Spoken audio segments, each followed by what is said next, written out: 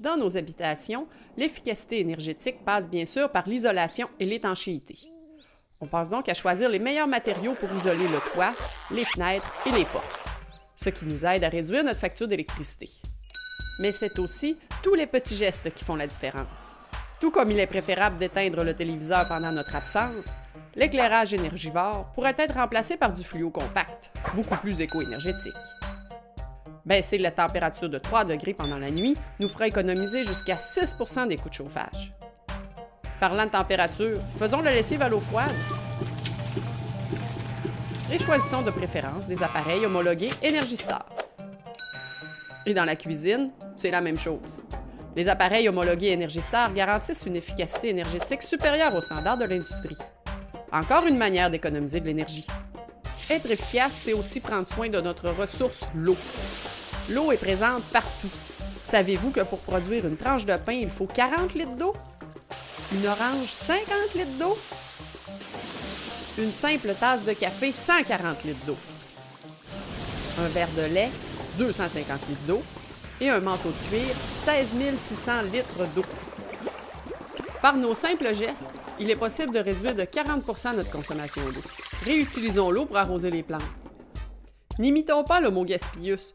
Fermons le robinet lors d'un brossage de dents ou pendant le rasage. Pour laver les légumes, trempons-les dans un bac d'eau plutôt que de les laver un à un à l'eau courante. Pourquoi ne pas placer un pichet d'eau au frigo plutôt que de faire couler l'eau jusqu'à ce qu'elle devienne froide? On peut aussi ajouter des aérateurs d'eau pour diminuer le débit des robinets. Pour laver la voiture, utilisons le seau d'eau plutôt que le boyau d'arrosage. Et surtout, utilisons un balai pour nettoyer l'asphalte du stationnement, pas le boyau. Ne faisons pas comme l'homo gaspillus qui jette le plastique, le carton, les cannes de conserve et les canettes d'aluminium. Leur place est au bac de recyclage. Saviez-vous qu'au Québec, nous produisons l'équivalent de 5 stades olympiques de déchets? En plus de gaspiller des ressources, cela contribue à la pollution de l'environnement. 40 % de nos déchets sont de nature organique. Ils pourraient donc être compostés plutôt que de pourrir au dépotoir. L'enfouissement des déchets produit du méthane, un puissant gaz à effet de serre. Peu de choses suffisent pour renverser la balance. Par le recyclage et le compostage, nous faisons une réelle différence en faveur de la protection de l'environnement. Go, Homo sensibilis, go!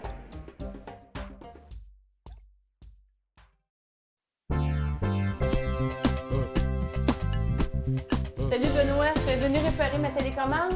Bien sûr, ça me fait plaisir. Dis-moi Sylvie, est-ce que ça fait longtemps que tu as changé tes piles? Je pense que c'est juste ça. Probablement.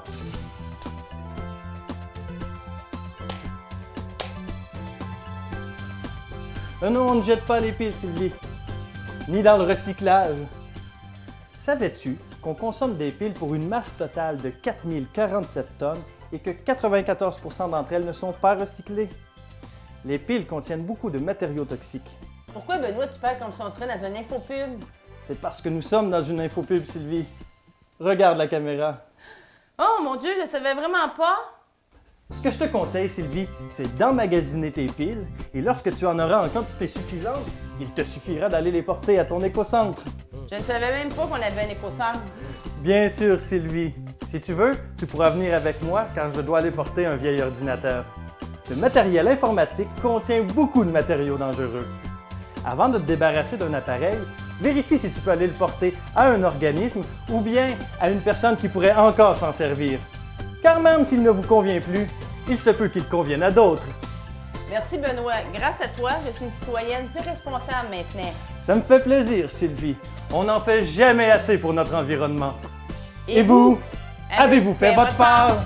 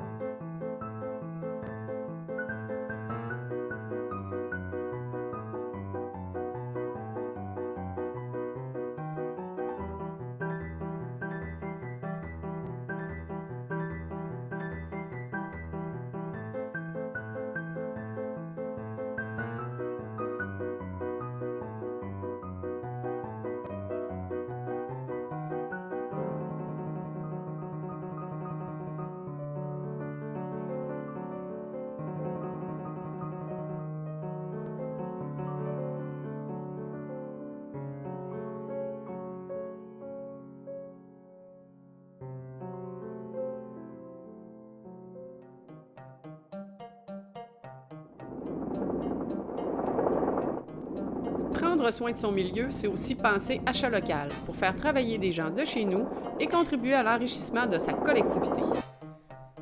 Sur notre territoire, il y a tout ce qu'il faut pour se bâtir, se meubler, s'habiller, se nourrir, se divertir et bien plus. Agissons ensemble pour le développement social et économique ainsi que la protection de l'environnement. Soyons responsables et contribuons au développement durable de chez nous.